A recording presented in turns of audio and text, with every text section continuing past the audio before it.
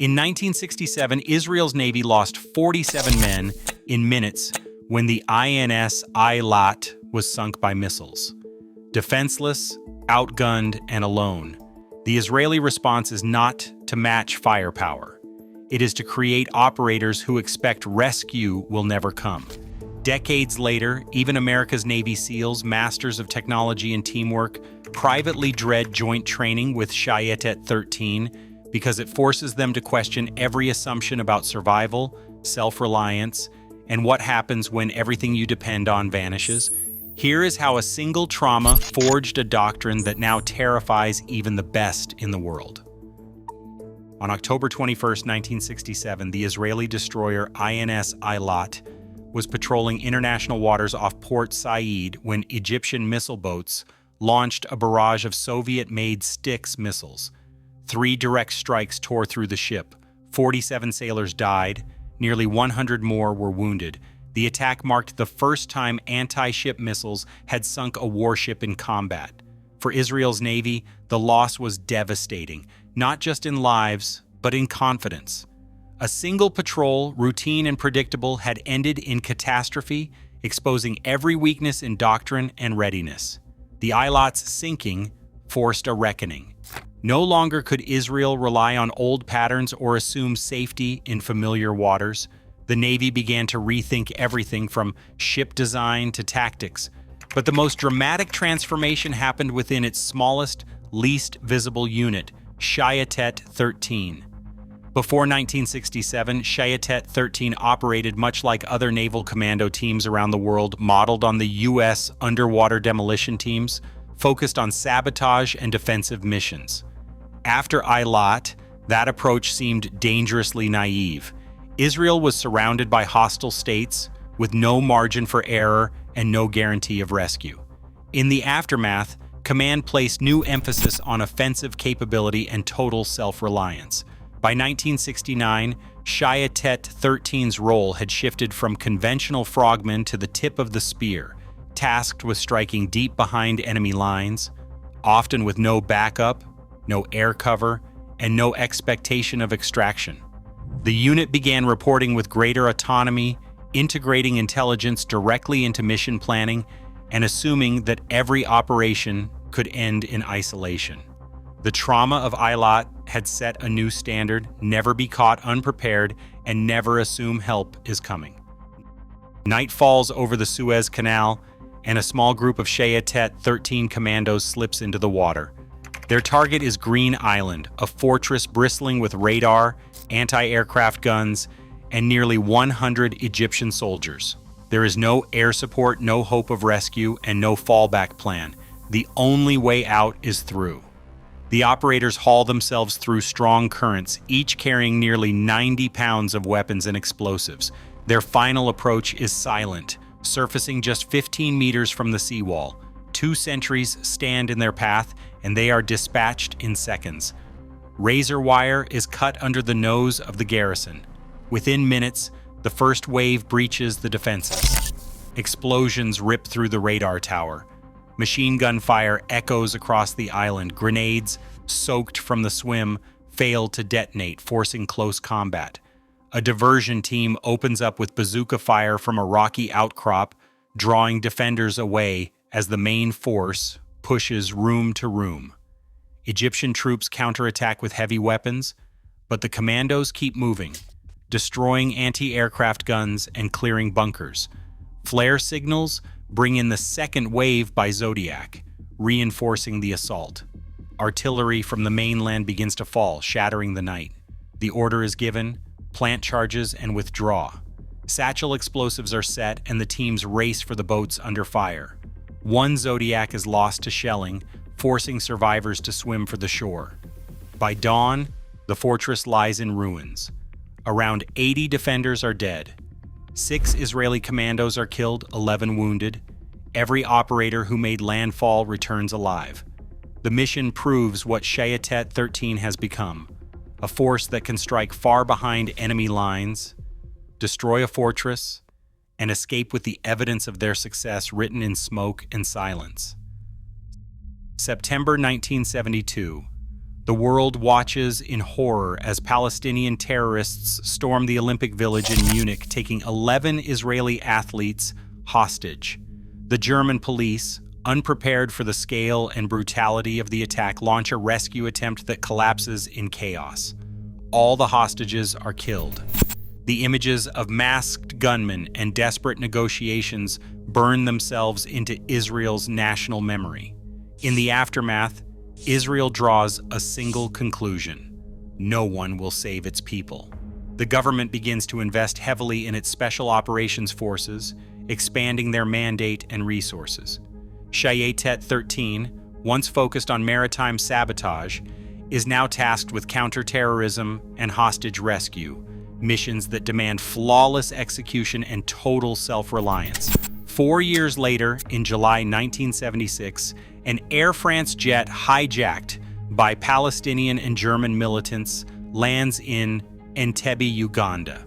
The hostages are separated, Israelis and Jews singled out at gunpoint. With time running out, Israeli commandos launch a rescue mission over 2,000 miles from home. Shayetet Matkal leads the assault, storming the terminal and freeing nearly every hostage. The success at Entebbe becomes a global sensation, proving that small, highly trained teams can succeed where entire armies might fail. For Israel, these events validate a doctrine built on preparation, audacity, and the expectation that help will never come from outside.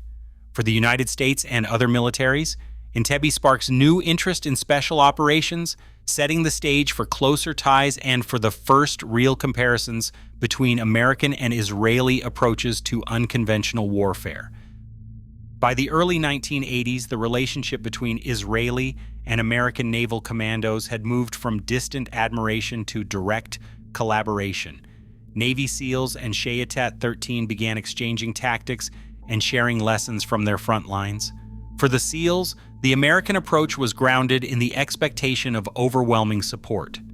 Every mission was planned with a safety net, with helicopters ready for extraction, drones circling overhead, satellite imagery updating in real time, and a quick reaction force on standby just over the horizon. Signals intelligence teams monitored enemy chatter, and medical evacuation was never more than a radio call away. After 2001, as SEAL teams deployed across Afghanistan and Iraq, this support bubble grew even thicker, and missions unfolded with layers of redundancy. Air cover, armored vehicles, communications specialists, and dedicated surveillance assets became routine. Technology and logistics became the backbone of every operation, so much so that the idea of being cut off or left behind seemed almost unthinkable. The American system was built to minimize risk and guarantee rescue. Within that framework, failure meant something different. It meant a breakdown in the chain of support. For SEALs, the assumption was clear: help would always arrive, and the mission would never be carried out alone. In the Negev, SEALs expect GPS and encrypted radios. Instead, Israeli instructors hand out paper maps and compasses and then cut off all communication for 72 hours. A Shayetet 13 operator puts it bluntly: in Syria, GPS is jammed. In Lebanon, radios are intercepted. Navigate anyway. Within hours, some SEAL teams are lost, circling for digital confirmation that never comes. The Israelis offer no rescue. Failure is final. For Shayetet, this is routine. Technology fails, the world is hostile, and survival is never promised. The next test unfolds in the Mediterranean. SEALs anticipate boats or submarines for insertion. Shayetet 13 swims over 6 miles from an offshore vessel, each operator dragging a full combat load in waterproof bags. The swim takes hours. An American whispers that it would be a survival scenario for us. For them, it is a commute. Swim after swim, Shayetet operators arrive ready to fight. A raid lasting 48 hours exposes a deeper gear philosophy. SEALs haul over 40 pounds, radios, night vision, and body armor. Shayetet 13 carries less than 25 pounds, a weapon, ammunition, water, a map, and a knife. An Israeli instructor shrugs and says, "Carry only what you cannot live without." Philosophy guides every movement, and lightness becomes an advantage. For resistance training, SEALs go through protocols with safety limits and timelines.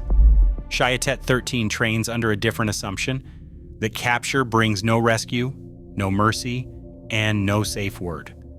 The lesson is stark. Resistance is not about surviving interrogation for a few hours. It is about never being captured, and if capture comes, holding fast until the end. In the 1990s and the early 2000s, Shayetet 13 carried out hundreds of missions along the Lebanese coast. These operations targeted Hezbollah weapons shipments, coastal outposts, and smuggling routes, often deep inside enemy territory. Each mission followed the same uncompromising logic: assume no rescue, expect total isolation, and operate with the enemy on every side. The unit's operational tempo had no American parallel. Missions launched week after week, sometimes with barely enough time to recover before the next call came. Intelligence gathering, sabotage, and targeted strikes all played out under the threat of interception by hostile patrols or local militias. Yet Shayetet teams returned again and again, with extraction losses so rare they were measured in decades, not years. In 2014, during Operation Protective Edge, Shayetet 13 operators infiltrated Gaza by sea. The coastline was defended, enemy fighters were on alert, and the risk of compromise was high.